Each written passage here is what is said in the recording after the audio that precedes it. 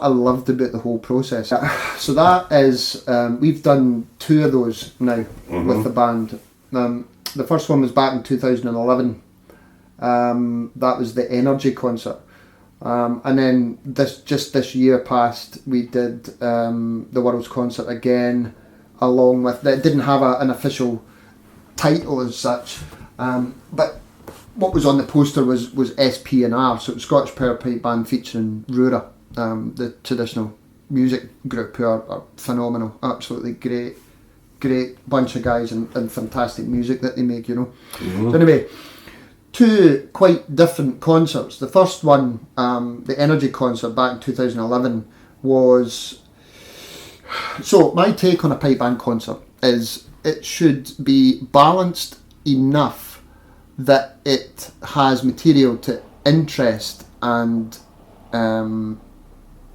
excite a pipe band listener. And now what I mean by that is I'm not trying to use any kind of brush to paint anybody in any particular light here, but somebody who appreciates a pipe band for being a pipe band, right? So your medley sets, your set of hornpipes, your pipes and drums, right? So it should contain enough of that type of material. It should contain something different. Different type of genre, maybe, something like that. So we always put in we've done quite a few Breton sets. So we've got a bit of a Breton influence there, and we have over the years had a few different Breton guys playing with the band, but there's been one guy who's been with the band for a long number of years now, male Sicard Crass. He his dad has actually written and arranged a lot of the Breton stuff that we've played.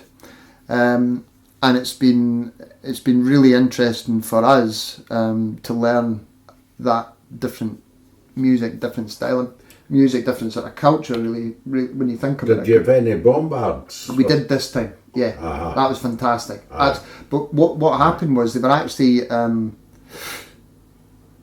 the special made bombards, higher pitched bombards, had to be made because normally it's a that's like the Breton guys and the Brigades are playing at a lower pitch. Yeah. So there was higher pitched bombards made and higher pitched reeds, so that they would be pitching at like sort of Scottish pipe band pitch. Anyway, fantastic, really good. And there's a few videos actually online of some of the sets from this year, but also back in 2011 as well. 2011 was a different beast because we had our first half, which was kind of pipe band-ish. There was a quartet set in there with a bit of backing track and fast, flashy fingerwork and all that kind of stuff, Breton stuff, and then a drum fanfare. So that takes care of your pipe band-ish stuff. Second half was basically pipe band. With not a full orchestra, but more or less. So we had like I think it was a 25-piece string section with some brass in there, percussion, harp, guitar, keyboards and things like that. And that was the second half. And there was these, rather than it being sets of tunes, it was arranged so that it was like pieces, right? Like a suite. Yeah, but kinda. Just like pieces of music. So you'd maybe be a set. It would maybe be what you would perceive as a set of tunes, but put together in such a way that it was an arrangement from start to finish, with the strings going on behind it, and it naturally led from one to another. So it was more of a piece rather than just playing a set of jigs, for example. Tune flowing into the other. That's it. So the set, and we also did one piece by the late Martin Bennett, called Mackay's Memoirs. Which is this piece that he arranged based on the Lament for Mary MacLeod Pembroke. Right. Now we've used a small snippet of that in our medley, competition medley.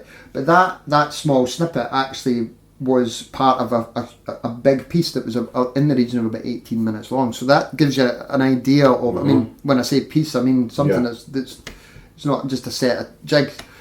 So that was the first time we did the concert, and that, from an organisational point of view, was absolutely manic.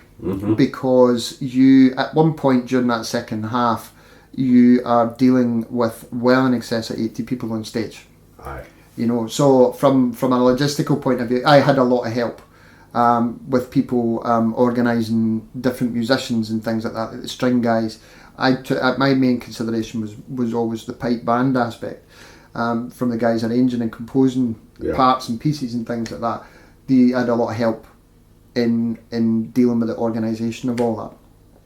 But it was still very stressful, very worthwhile as well though, because it would still go down in my own wee quiet personal black book of one of the best things that I've been part That's of. quite an achievement. Anyway, so that was the first time we did it. The second time we did it this year, it was no less stressful, because it's never going to be, given the time of year that it's the size and composition of the audience that you're playing to, and all these sorts of things. But there was a lot of new material. Now, the last time we did it, the first time we did it rather, there was some new material, but not as much new material as what we did this second time. So a lot more learning involved, which was a lot of work for the guys. But what I did notice as a result of doing it both times was that the team spirit and the camaraderie was much improved after doing it. That was the big thing I noticed. Just guys getting a bit of freshness though, rather than just doing competition stuff. Yeah, it takes your focus away from playing medleys week in, week out, and MSRs week in, week out.